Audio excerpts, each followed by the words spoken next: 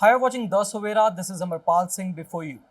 Monsoon has already covered Punjab, and during the monsoon season, the risk of waterborne diseases they get increases because the rainwater it gets accumulates in the utensils, whether in the vacant plot, and mosquitoes they breed on this rainwater accumulation of water, and the risk of diseases they increases. Further, when there is a backflow of sewer water or water is accumulated on the streets, the daily use water which we are even using for the drinking that gets also contaminated, and the people they suffer from various diseases. So what kind of diseases people suffer, what are the common diseases, and what precautionary measures one should take? So to discuss this, we are having with us Dr. Simranpreet Kaur from a Center for One Health at Guru Angad Dev Veterinary and Animal Sciences University. Welcome, ma'am, to the Suvera. Thank you.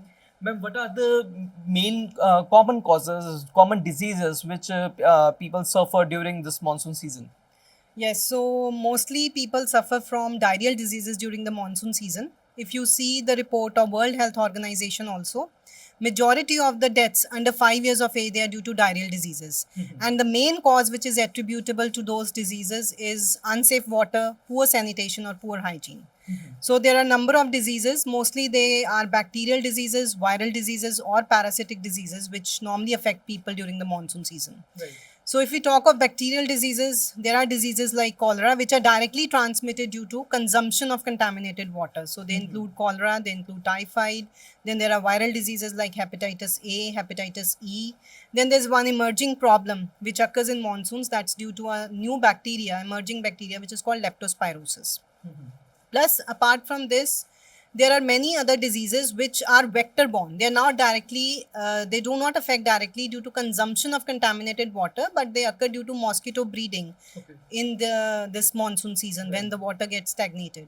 So mostly we all know about the dengue hemorrhagic fever. So it occurs post monsoon whenever there is, vector breeding.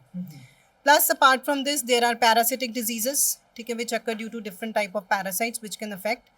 So, if we talk about the symptoms of diseases, so mostly it is accompanied by fever, then there is diarrhea, there are loose stools, there is vomition, then there are abdominal cramps. So, there are generalized symptoms for all those diseases, but once they occur, I would advise that people should not. What people in our area they do is they directly start taking antibiotics. Exactly. So we should always visit a doctor because it may be a viral problem, it may be some other problem, it may be a parasitic problem in which antibiotics are not going to work. Right. So my suggestion is visit your doctor, get yourself examined, and only then you take the appropriate treatment measures. Right. Ma'am, what are the main signals, or how a person can identify that the water coming their home, reaching their home, that is safe or it is not contaminated? See, there are different parameters by which we can judge the water quality. So, if the water appears to be contaminated, if the water appears to be dusty or there is dust, physically it is not good, then you can easily identify it is contaminated. So, among the physical parameters, we have like we judge the water by color. It should be it should be transparent. It should have a pleasant taste. It should have a pleasant odor. But there are other measures also which are hidden. I mean, the water which appears to be clean may not be clean because there may be many chemical impurities in the water. Right. There may be many bacteriological impurities in the water. So, if you are suffering from some, abdominal upsets, suffering from some gut issues, that means there is some problem with your water. So, then the chemical problems in the water could be due to some sort of pesticide residues. It could be due to some, heavy metals. It could be due to fluorides. It could be due to nitrates. It could be due to the total dissolved solids, which are beyond the permissible limits. And if we talk about the bacteriological problems or the biological problems, it could be, as I told you, due to number of bacteria. It could be due to viruses or parasites. Right. So, in order to, judge their quality, then you have to get your water tested from a reputed lab.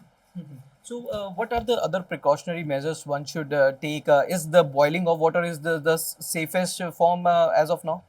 Yeah, it is a very, very safe method and one of the most economical method. But if you are little bit doubtful also about the water quality, definitely we should go for boiling of water. But it is not that the water once comes to a boil and you just close the burner. You have to set it to a rolling boil for 5 to 10 minutes so that it is clean of all the microscopic impurities which may be present in the water. Otherwise, you can also install filters which are of a reputable company, or we can also go for chlorination of water. Even the overhead tanks which we have in our houses, it is recommended that they should be cleaned twice a year once before the onset of monsoon season by appropriate measures. Okay. So apart from this, whatever fruits, vegetables or anything which is in your kitchen, all the utensils which you are using in the kitchen, they should be always cleaned with clean water. Because especially the fruits and vegetables which you have to consume raw. Okay, so they should be clean. Normally we clean them with tank water. So that means the quality of tank water should also be of it should be of good quality. Right. Then once we are once we are in the kitchen or once we are out of the toilets, we should have proper toilet etiquettes, washing your hands, and whenever we are storing water, transporting water, it should be done appropriately in a closed vessel, which is very, very clean. Right. As you mentioned about the water tanks, as well as some residents, they even using the direct waters, like using the submersible. So what are the ways to ensure that they get the clean water? So as I told you, there are three parameters. We can judge the water physically, it's okay, but it may have other type of residues. So the only parameter is that if you are facing some problem, that then you have to get the water tested from a reputable lab. So we at the Center for One Health, we are regularly performing the water potability test also. Okay. We are testing it for some marker bacteria. They are called the coliform bacteria. So these bacteria are associated with the most of the diarrheal cases. So if you are having a little bit doubt, you can always visit our Center for One Health at our university and you can get your water tested for that quality parameter. Apart from that, TDS is a very simple measure. So especially the submersible waters or the ground waters, they normally sometimes they have some dissolved suspended solids in it. So that could be easily checked by the TDS. Right. And what steps should be taken by the livestock farmers as well as the pet owners, that how they can take care of their pets during this monsoon season? So yes, not only for humans, but a clean potable water is recommended for the livestock as well as the pets also.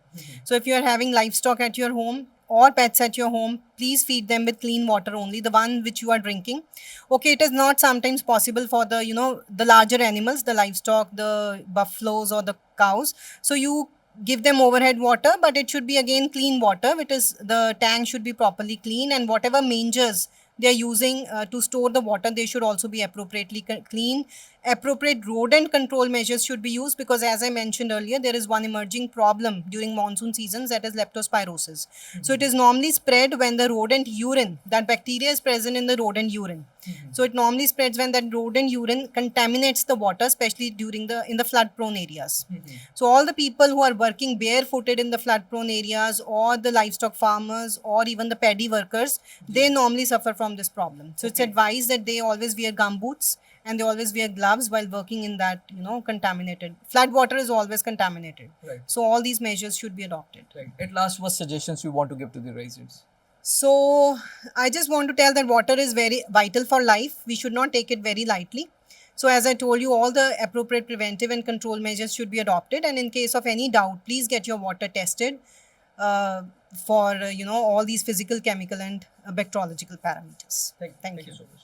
So she is Dr. Simranpreet Kaur, Assistant Professor over here at Center for One Health at Guru Angad Dev Veterinary and Animal Sciences University. So she shared her insights regarding what kind of preventive measures one should take during this monsoon season, how they can ensure that they are getting clean and potable water. They should use this clean and potable water for even washing their vegetables and for the other use, and necessary measures should be taken by the resident even for the welfare of their pets, as well as while they are working in the floody areas, whether they are working in the paddy fields. So we will keep updating you. Stay tuned to Daswera for more updates. I'm Amarpal Singh with cameraman Sandeep Singh.